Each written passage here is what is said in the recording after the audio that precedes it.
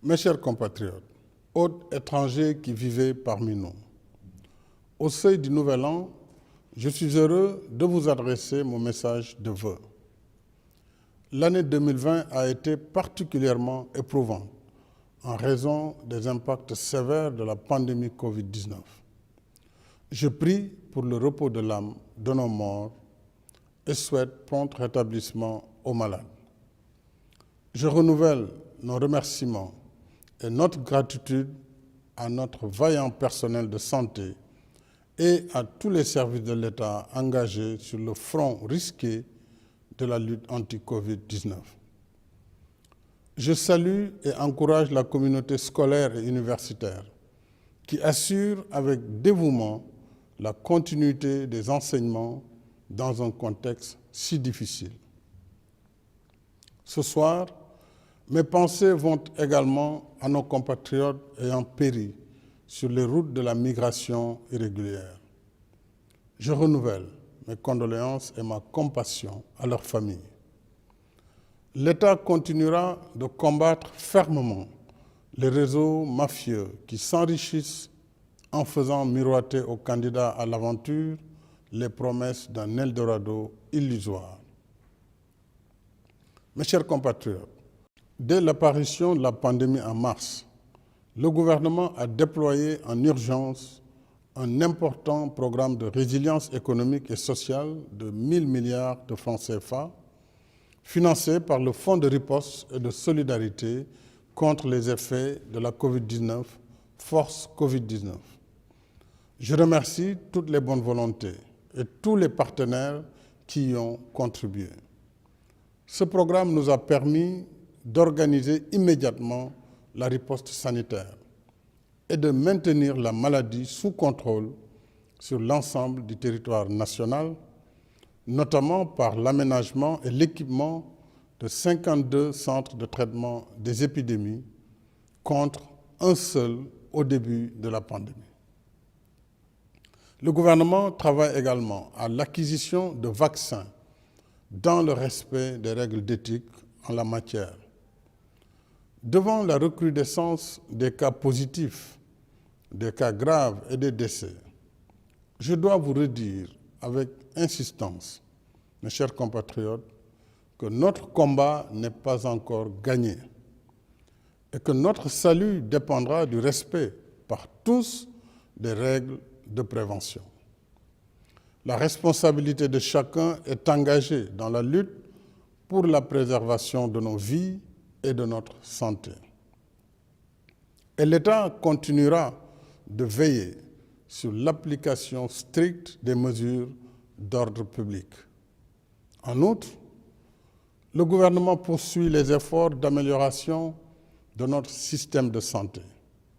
Ainsi, avec ces nouveaux locaux et ces équipements de dernière génération, le service des maladies infectieuses et tropicales de Fann a été élevé aux meilleurs standards internationaux. En 2021, 4 nouveaux hôpitaux seront réceptionnés à Kédougou, Kaffrine, Sédhiou et Touba. 33 unités d'accueil d'urgence et 7 services de réanimation seront mis aux normes à Diourbel, Fatick, Kaffrine, Kaolack, Louga, Matam et Saint-Louis. 6 centres de dialyse seront ouverts à Ndioum, Kolda, Kaffrine, Sédhiou, Agnam et Kédougou, portant le nombre à 25. La prise en charge des malades du cancer sera renforcée avec la construction du Centre national d'oncologie de Diamniadio, dont les travaux vont démarrer en mars. Déjà, 11 de nos 14 régions sont équipées d'appareils de mammographie et 4 accélérateurs linéaires pour radiothérapie ont été acquis en plus de la gratuité de la chimiothérapie pour les malades souffrant de cancer féminin. De même, 500 médecins et 1 000 paramédicaux en priorité des spécialistes seront recrutés et affectés en tenant compte des zones défavorisées de la carte sanitaire. Le programme de résilience a aussi permis de soutenir les entreprises et les travailleurs et différents corps de métiers, y compris le secteur des arts et de la culture, à hauteur de 5,5 milliards de francs CFA.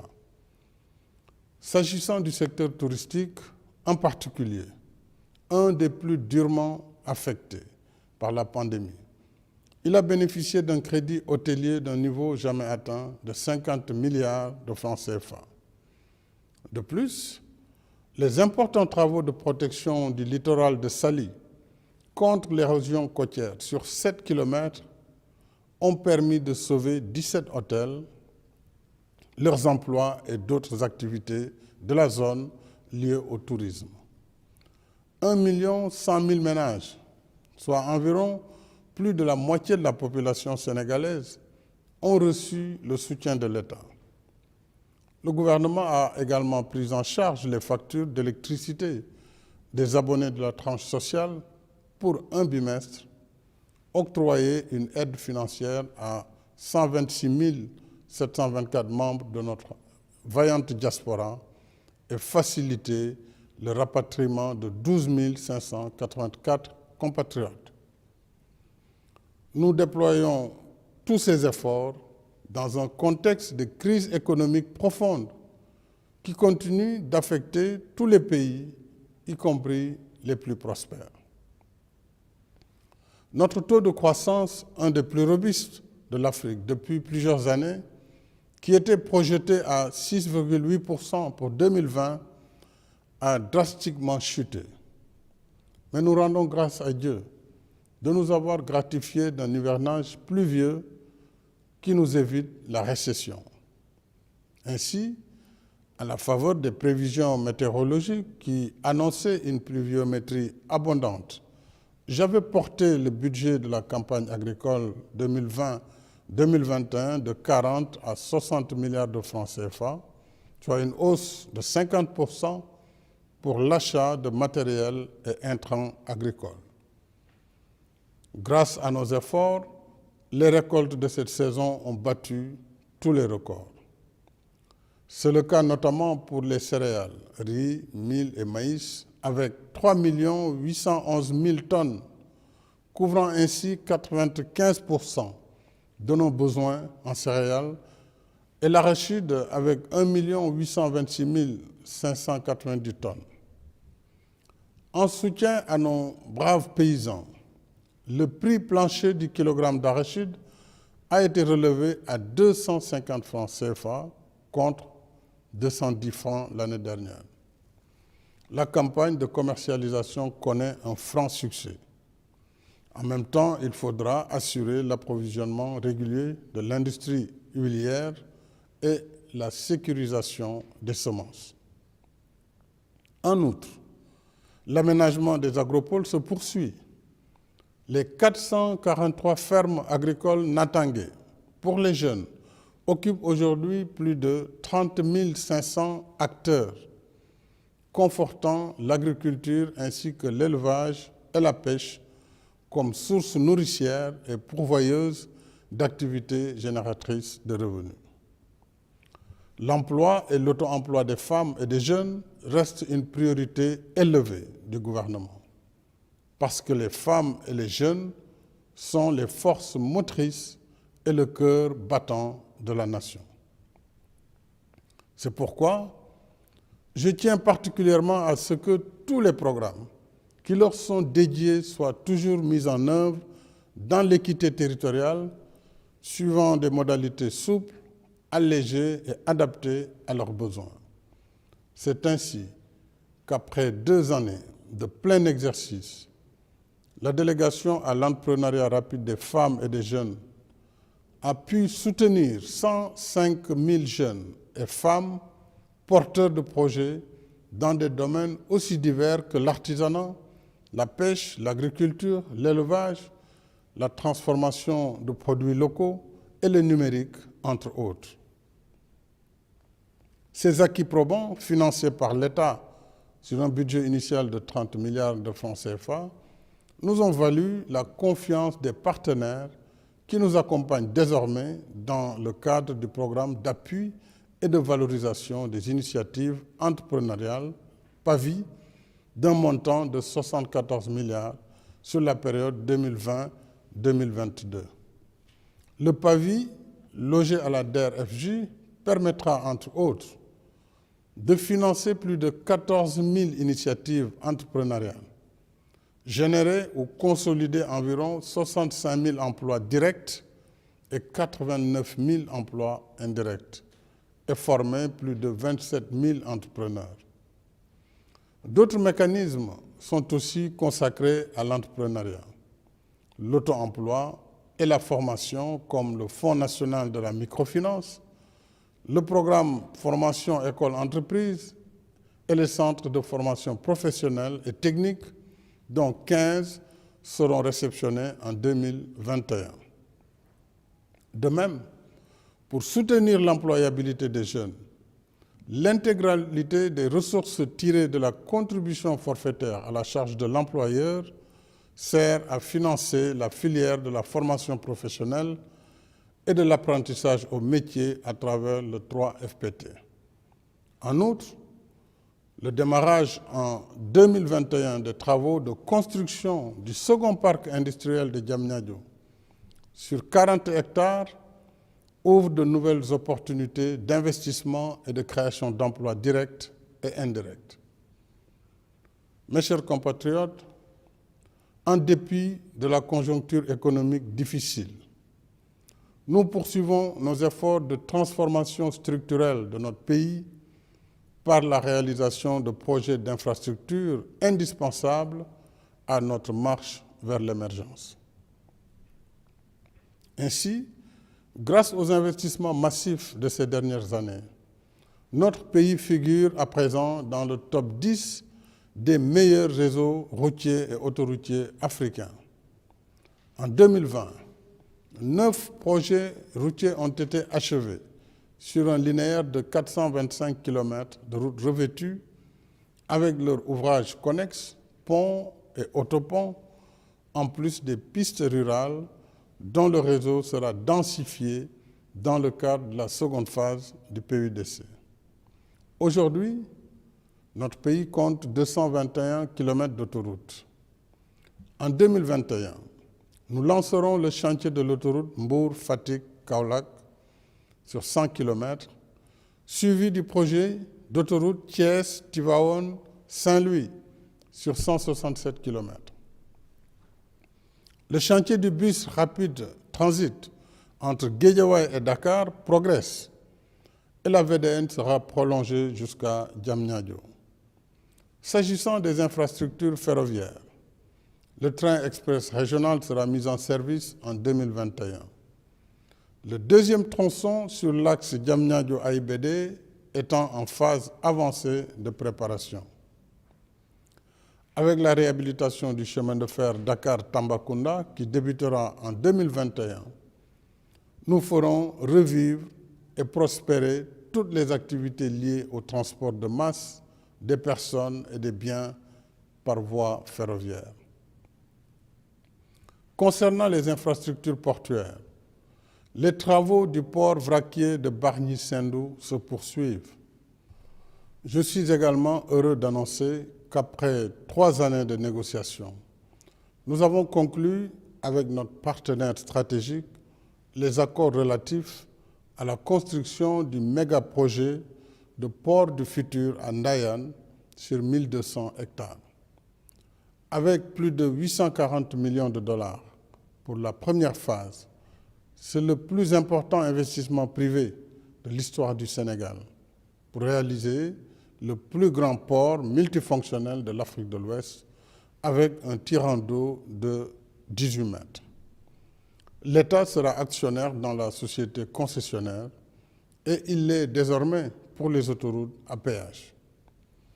Une fois achevé, ce projet à forte intensité de main-d'œuvre contribuera à décongestionner Dakar et attirera d'autres investissements au sein de la zone économique spéciale jumelée au port.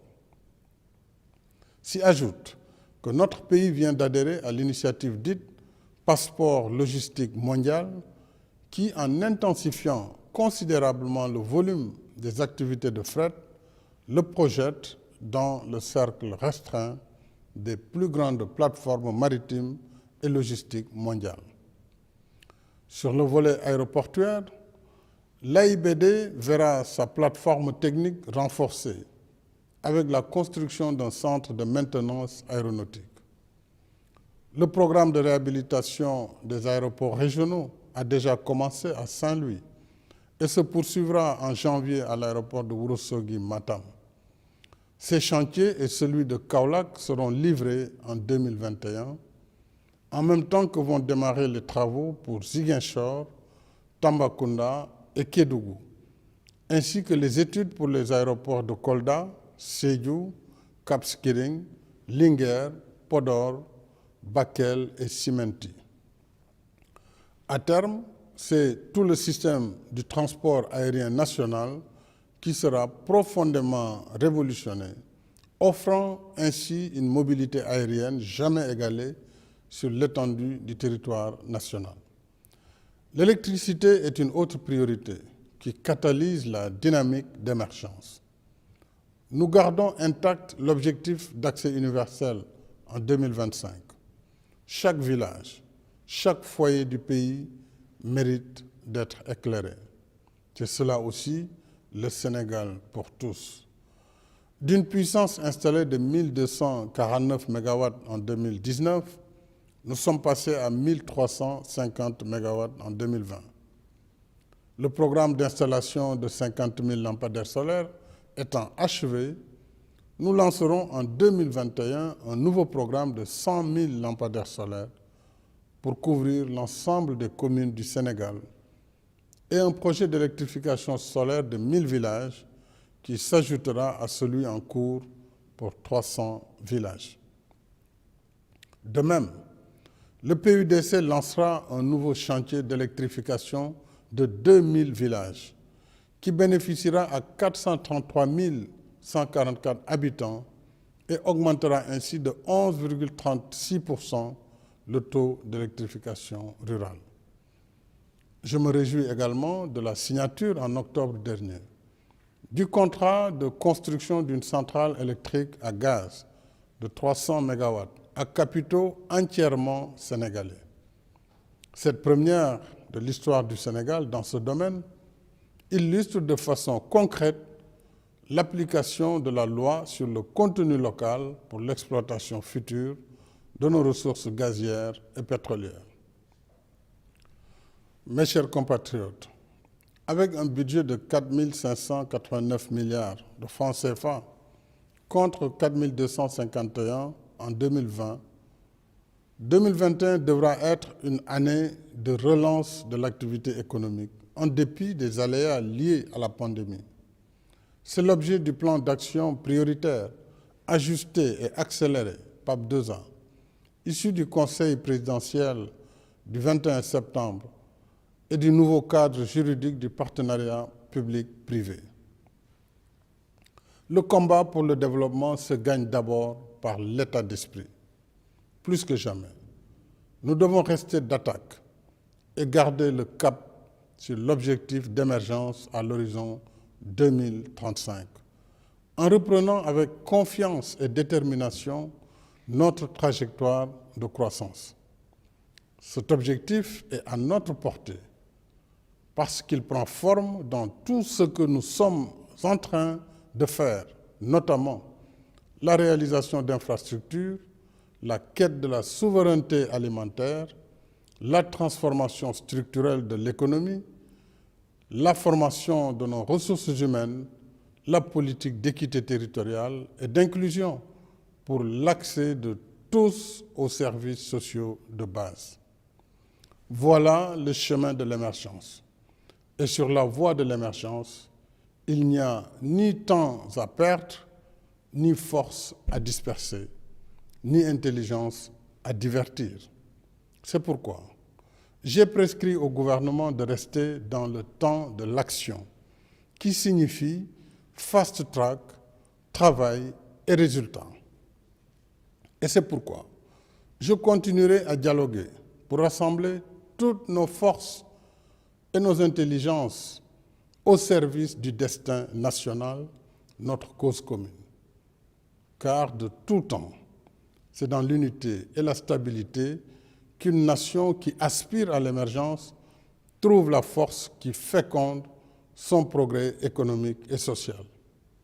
Ensemble, nous serons plus forts pour dominer les contingences de l'immédiat, vaincre l'adversité, agir sur notre présent et forger un nouvel élan vers un avenir meilleur.